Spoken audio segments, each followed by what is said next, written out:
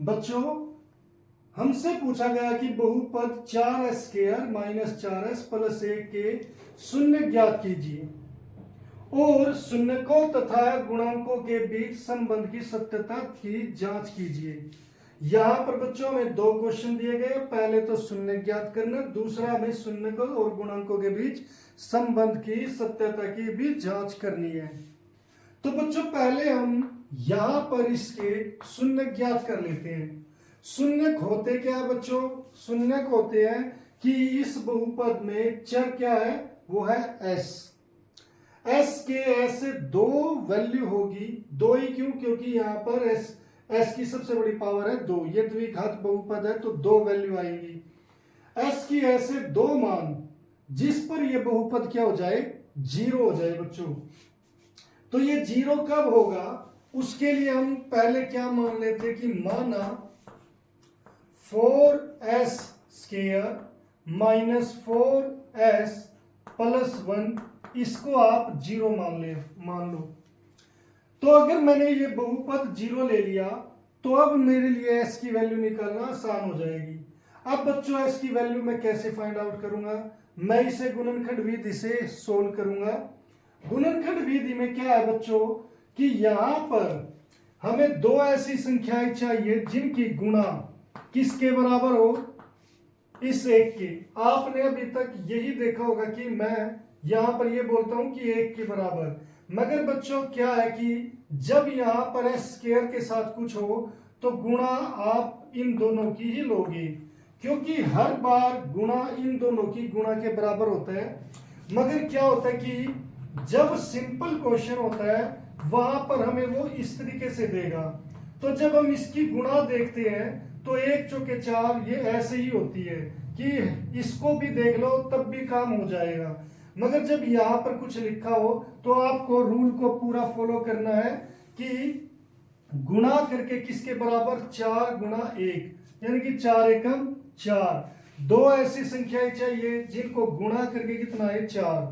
फिर ये क्या बताएगा कि जमा करके कितना आना चाहिए, ये बताएगा कि जमा करके आना चाहिए 4। और ये साइन क्या बताएगा, बड़ी संख्या के साथ, बड़ी संख्या के साथ क्या होगा, नेगेटिव, माइनस। अब बच्चों गुणा करके 4 आए ऐसी कौन कौन सी संख्या है, वो है 4 एकम 4 या फिर 2 दूनी 4। ये दो जोड़े बनते हैं जो गुणा करके 4 देंगे। मगर बच्चों जब मैं इन दोनों की जमा करूं, 4 की और 1 की, तो आंसर क्या आएगा, 5। मुझे जमा करके कितना चाहिए, 4, तो इसका मतलब ये दोनों नंबर गलत है, ये इस क्वेश्चन में सेट नहीं बैठेंगे। और अगर इनकी जमा करूं मैं तो बच्चों यहां पर क्या आएगा, दोनों को जोड़कर 4, तो ये गुणा करके भी 4 दे रहे हैं और जमा करके भी 4 दे रहे हैं, तो ये दोनों नंबर वो है जो मुझे चाहिए। अब बच्चों बड़ी संख्या के साथ माइनस, इनमें तो बड़ी संख्या कोई है ही नहीं, तो बच्चों किसी के साथ भी माइनस लगा दो। अब दूसरी के साथ क्या लगेगा, प्लस। अगर मैं लगाता हूं प्लस तो बच्चों ये दोनों घट जाएंगे, क्यों? क्योंकि दोनों के साइन अलग अलग हो गए और मुझे क्या चाहिए, जमा। तो इसका मतलब यहां पर प्लस नहीं आ सकता, यहां पर क्या आएगा, माइनस। तो दोनों के साथ क्या आ गया, माइनस। तो बच्चों ये दोनों नंबर मुझे मिल गए, दोनों है माइनस के 2। अब हम यहां पर गुणनखंड विधि को आगे बढ़ाते हैं। यहां पर बच्चों आपको क्या करना है, ये चीज और ये चीज, इसमें कोई छेड़छाड़ नहीं करनी है। यहां पर 4s² आ गया, यहां पर +1 इक्वल टू 0 आ गया। अब इसकी जगह आपको क्या लिखना है, यहां पर क्या है, 4s है, s है तो इन दोनों के साथ s लगा दो बच्चों, ऐसे। तो ये क्या हो जाएगा, -2s और -2s, ये दोनों इस तरीके से हो गए बच्चों। अब बच्चों यहां पर और यहां पर दोनों के जोड़े बन गए, यानी कि एक पेयर ये हो गया, एक पेयर ये हो गया। अब बच्चों हम देखेंगे कि इन दोनों में क्या चीज कॉमन है। यहां पर बच्चों ये 4 है और ये 2 है, ये दोनों किस पहाड़े पर भाग होते हैं, 2 से, तो आपने 2 कॉमन ले लिया। यहां पर ये s है, यहां पर भी s है, तो यहां पर s आ गया, यानी कि दोनों में s कॉमन। अब एस कॉमन आने का मतलब क्या है कि आप इस पूरी चीज को इससे भी 2s से भाग करोगे, इससे भी 2s से भाग कर दोगे। 2 से 4 गया, 2 दूनी 4, s से पावर चली गई, 2 एकम 2, 1 आ गया, s से s कम s, यानी कि ये 11 नहीं बच्चों 1 ही बनेगा। तो अब यहां पर क्या आ गया 2 और ये बचा है s, फिर ये क्या माइनस और यहां पर क्या है 1, तो इसलिए बच्चों ब्रैकेट में क्या लिखोगे 2s माइनस 1। अब बच्चों यहां पर ये हमारा माइनस है तो बच्चों माइनस कॉमन ले लेंगे। दूसरी बात ये माइनस पहले लगा देंगे। दूसरी बात यहां पर ये 2 है ये 1 है, ये 2 है ये 1 है, ये दोनों किस एक पहाड़ी पर भाग होते हैं, ये होते हैं 1 से, तो 1 आ गया कॉमन। यहां पर s है यहां पर है ही नहीं तो ये कॉमन आ नहीं सकता, तो बच्चों यहां पर क्या कॉमन आ गया 1। मगर जब माइनस का कॉमन आता है बच्चों, जो माइनस की चीज है वो हो जाएगी प्लस की। अब यहां पर मैं ये देख लेते हैं बच्चों, ये जो माइनस 2s प्लस 1 है उसमें से अगर मैं -1 कॉमन लूं तो इसका मतलब -1 से मैं भाग करूंगा, माइनस से माइनस और बटे में 1 है तो आंसर क्या आ गया 2s। ये प्लस इंटू माइनस माइनस और 1 को 1 से भाग करें तो क्या आएगा 1, तो ब्रैकेट में क्या आ जाएगा बच्चों 2s माइनस 1 बराबर है 0। अब एक पद ये हो गया बच्चों, एक ये हो गया, इसमें ये ब्रैकेट और इसमें ये ब्रैकेट, अगर दोनों सेम है तो इसका मतलब आपने क्वेश्चन ठीक किया है। अगर यहां पर कुछ गलत आ गया तो इसका मतलब आपका क्वेश्चन गलत हो गया। अब बच्चों इसमें ये ब्रैकेट और इसमें ये ब्रैकेट दोनों में कॉमन है तो आप कॉमन ले लो। कॉमन लेने का मतलब यहाँ पर वही है जो भाग करना है, तो इसका मतलब ये और ये दोनों कैंसिल हो जाएंगे तो बचेगा क्या, यहाँ पर क्या दिख रहा है आपको 2s और यहाँ पर क्या दिख रहा है -1 इक्वल टू 0।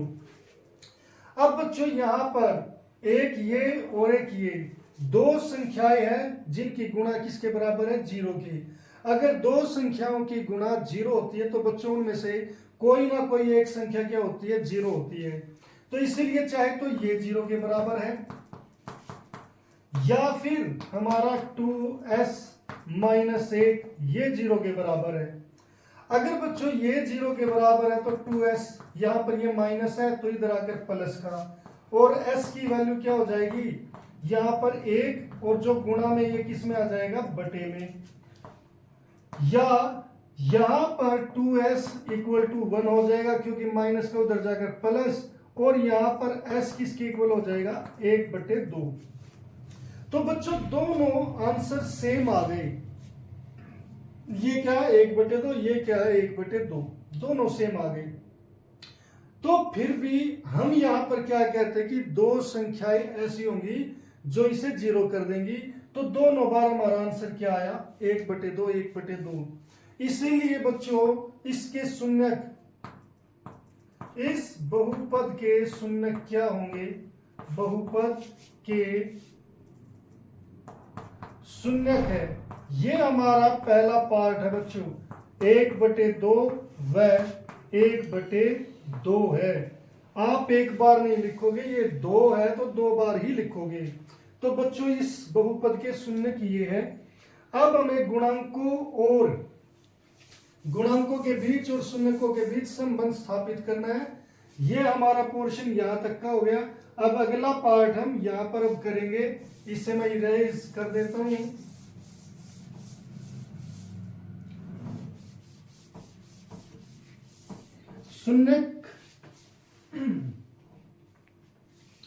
शून्यक बच्चों यहां पर लिख लेते हैं, शून्यक 1/2 1/2। बच्चों सत्यता की जांच करनी है तो पहले आप शून्यकों का योग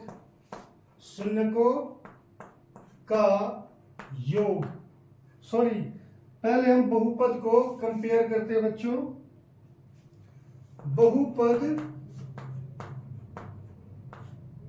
4s square minus 4s plus 1 की तुलना जो द्विघात समीकरण का स्टैंडर्ड है बच्चों a s square minus b S plus C के साथ करने पर, यहां पर प्लस होता है बच्चों के साथ करने पर। बच्चों आपने पहले क्वेश्चन में देखा होगा, मैं यहां पर एक्स स्क्वायर लिखता हूं, मगर यहां पर मैंने एस लिखा। मैंने एस इसलिए लिखा बच्चों क्योंकि यहां पर एस दिया हुआ है। अगर वो यहां पर टी देगा तो हम टी लिखेंगे, यू देगा तो यू लिखेंगे, क्योंकि यहां पर ये जो है अच्छा ये चर है, तो जैसा देगा वैसे लिखेंगे। अब बच्चों यहां पर तुलना करने पर एस स्क्वायर के सामने एस स्क्वायर आ गया, एस के सामने एस आ गया। अब एस स्क्वायर के साथ क्या है, ए है, और यहां पर एस स्क्वायर के साथ क्या है, 4 है। यहां पर एस के साथ है, यहां पर क्या है, बी है, और एस के साथ यहां पर क्या है, -4 है, और सी के सामने बच्चों यहां पर क्या है, 1। तो इस तरीके से ए बी सी की वैल्यू हमें पता चल गई। अब बच्चों मैं ज्ञात करूंगा शून्यकों का योग, शून्यकों का योग। अब बच्चों शून्यक हमारे 1/2 प्लस 1/2, ये दो शून्यक है। जब शून्यकों का योग ज्ञात करेंगे बच्चों, ये 1/2 1/2, वैसे तो आप डायरेक्ट इसे क्या लिख सकते हो, आधा प्लस आधा क्या हो जाता है, 1 हो जाता है, आंसर 1 है। मगर मैं आपको यहाँ पर ये सॉल्व करने का तरीका भी बता दूं।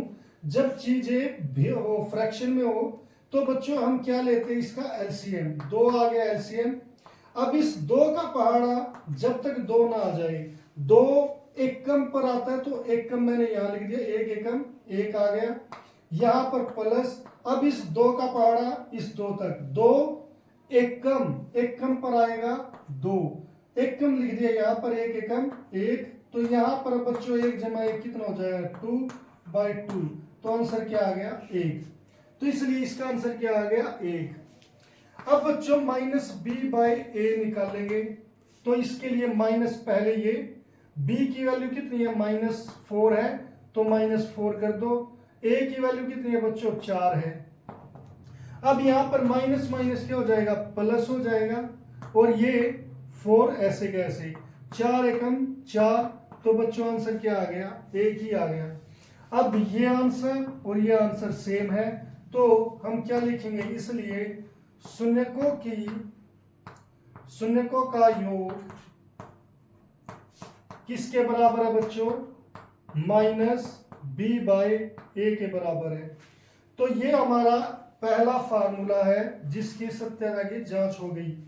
अब बच्चों मैं क्या करूंगा, शून्यकों का गुणनफल, शून्यकों का गुणनफल। अब शून्यकों का गुणनफल बच्चों, शून्य क्या है, 1/2, और दूसरा शून्य क्या है, वो भी है 1/2। अब बच्चों जब ऐसे गुणा होते हैं, कई बच्चे क्या करते हैं, इसकी इससे गुणा कर देते, इसकी इससे, और आंसर दे देते हैं 1। अंश की अंश से गुणा होगी, यानी कि 1 की 1 से, 1 एकम 1, 2 की 2 से होगी, 2 दूनी 4 होगा। तो बच्चों ऐसे इसका आंसर क्या आ गया, 1/4। अब मुझे क्या निकालना है, c/a।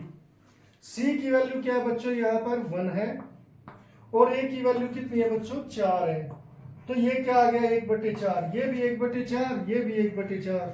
तो इसीलिए बच्चों जो ये हमारा शून्यकों की का गुणनफल किसके बराबर आ गया, गुणनफल ये हमारा आ गया c/a के बराबर।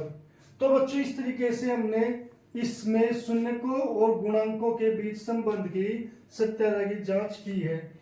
ये संबंध होता है बच्चों शून्यकों और गुणांकों के बीच, ये दोनों संबंध होते हैं कि शून्यकों का योग होता है -b/a, शून्यकों का गुणनफल होता है c/a।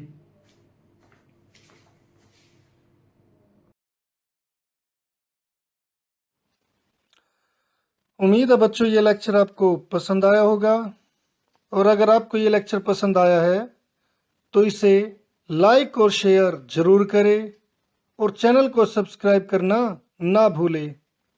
तो मिलते हैं फिर नेक्स्ट लेक्चर में, तब तक के लिए bye, have a nice day.